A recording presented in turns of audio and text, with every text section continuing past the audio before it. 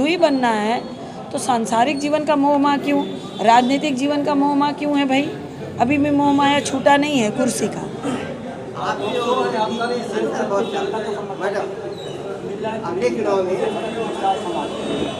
पिछले चुनाव में जो जीतने वाला प्रत्याशी था जो हारने वाला था उसके बीच में अंतर बहुत था। अब उल्टा हो जाएगा। हाँ, उल्टा हो जाएगा। जनता का किस तरह से समर्थन मिला, बहुत ज़्यादा समर्थन मिल रहा है। मैंने कितने पत्रकार भाइयों को अपना पैर दिखाया, अभी अभी गोड़वा हमार सूजल बा, जब हमार प्लास्टर रहे तब वो हम चलत रहनी है, हमार प्लास्टर खुल गए तब वो हम चलत हैं। जनता के बीच में हार्ट अटैक वाला दिक्कत भइल तब वो हम चलत हैं। अरे जब हम यमराज को हरा सकते हैं तो दमराज को नहीं हरा सकते क्या?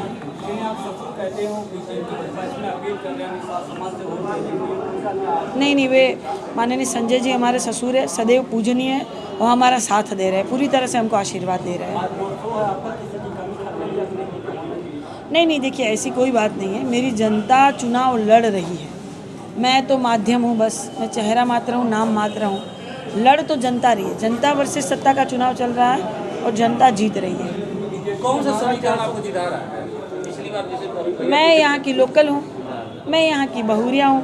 माननीय सांसद जी फिल्मों में बहुरिया बनते हैं, मैं तो यहाँ की बहुरिया हूँ। दूसरी बात, मैं जनता के बीच में रहती हूँ, सुख में दुख में, चुनाव हो या चुनाव ना हो, मैं जनता के बीच में सदैव निरंतर चलती हूँ। पैर सूजा है, मैंने कितने पत्रकार भाइयों को दिखाया है, पैर उन्होंने दिखाया है, पैर सूजा है, मैं फिर भी जनता के बीच में चल रही हूँ। ये एक समीकरण है। अगर आप नेता बने हैं तो आप जनता के बीच में रहिए, उनकी समस्या का समाधान करिए, तो ये समीकरण है जो जनता हमको जिताएगी।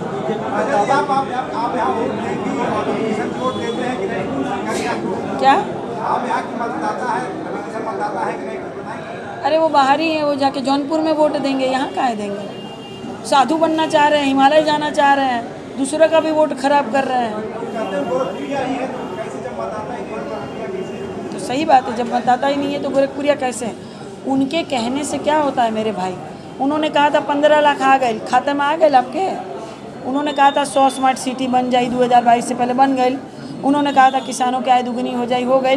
उन्होंने कहा था कि जो है सबके पक्का मकान मिल जाए, तो मिल गए। उनके कहने से क्या होता है? उनके कहने से कुछ नहीं होता। उन्होंने कहा था हम बहुत सारे गांव गोद लेंगे, अभी तो गांव गोद में ही घूम रहे हैं, गोद लिए वो गांव गोद में ही घूम रहे हैं, अभी तक उनका विकास नहीं हुआ है। तो ये धनिया छिड़कने वाली सरकार है, मात्र धनिया छिड़क के कहती है कि हमने विकास किया। अगर हम तारामंडल की बात करें, नौकायान की बात करें, नौकायान की नींव रखी थी बहन मायावती जी ने, शुरू किया माननीय अखिलेश यादव जी ने। अब ये बात वो हो गई कि एक पुलाव पकाना है तो गैस चालू किया बहन मायावती जी ने, पूरा का पूरा पुलाव पकाया ग्रेवी के साथ माननीय अखिलेश यादव जी ने। और भारतीय जनता पार्टी धनिया छिड़क के कहती है कि पूरा पुलाव हमने बनाया। हर एक चीज़ का श्रेय इनको लेना है। फीता कटा हुआ, उद्घाटन किया हुआ का री उद्घाटन करके कहती है ये हमने किया है। तो ऐसे नहीं चलता है ना। अब यहाँ ट्रैफिक की समस्या कितनी है, फ्लाईओवर बने हुए हैं, फ्लाईओवर जो बने हुए हैं समाजवादी पार्टी की सरकार ने बनाया, इनके नाम का तो एक ईंटा नहीं मिल रहा है। इन्होंने कहा था कि हम मेट्रो चलाएंगे, ईंटा ढूंढत हैं भैया, आपको मिल जाए तो तनी फोटोवा हमको दे दीजिएगा, हम भी वायरल करके जरा अगरबत्ती कर दें ईंटा को। ईंटा ढूंढत हैं मेट्रो ट्रेन के, ईंटा मिलल कहीं? मेट्रो ट्रेन का ईंटा देखा आपने? तो ये कहते हैं कुछ करते कुछ है। इनकी करनी और कथनी में जमीन आसमान का फर्क। क्या आप पार्टी शिकायत करेगी जिस तरह से कर्मचारियों को वोटिंग के समय डराया जा रहा है? बिल्कुल बिल्कुल शिकायत हम करेंगे, बिल्कुल करेंगे। हमने शिकायत कर भी दी है।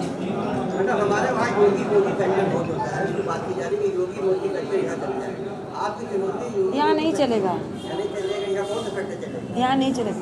यहाँ घर वर्सेस बाहरी का चुनाव चल रहा है। घर की बहुरिया बेटी को जिताएंगे कि बाहरी को लोग जिताएंगे? काजल जी, अंतिम चरण का मतदान है, क्या लग रहा है गर्मी रिकॉर्ड टूटेगा क्या? बिल्कुल, गर्मी तो चुनाव की है। देखिए लूह ने हमको रोक नहीं पाएगी। गर्मी, इतनी गर्मी 49 डिग्री है आज, तो वो भी हमको नहीं रोक पाएगा। ठंडी हमको नहीं रोक पाती है, पैरवा की चोट हमको नहीं रोक पाती है, हार्ट अटैक हमको नहीं रोक पाता है, हमको कोई चीज़ कभी नहीं रोक पाती है। मैं जनता के बीच में निरंतर सदैव चलती हूँ।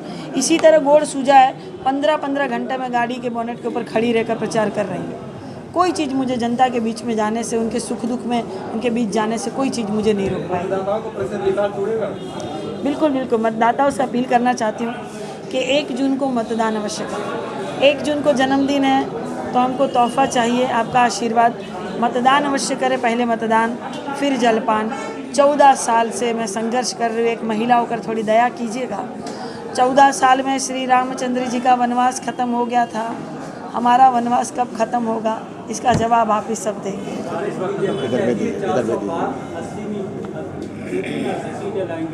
क्योंकि गठबंधन सरिया कानून लाएगी और साधन हिसाबों में पेड़ लगाने की कोशिश कर रहे हैं। कौन कह रहा है? उनके कहने से कुछ नहीं होता। 15 लाख आ गए खाते में, उनके कहने से कुछ नहीं होता। बीजेपी जो कह रही है 400 पार, कुछ चेतावनी दे रही है। जैसे कहा था बेटी बचाओ, ये चेतावनी था कि भारतीय जनता पार्टी की सरकार आ रही है, अपनी अपनी बेटी बचाओ। माननीय रवि किशन जी अपनी बेटी को नहीं बचा पा रहे हैं, अपनी पत्नी के मंगलसूत्र का जो मान सम्मान नहीं रख रहे हैं, वो दूसरों के मंगलसूत्र पर कैसे बोल सकते हैं।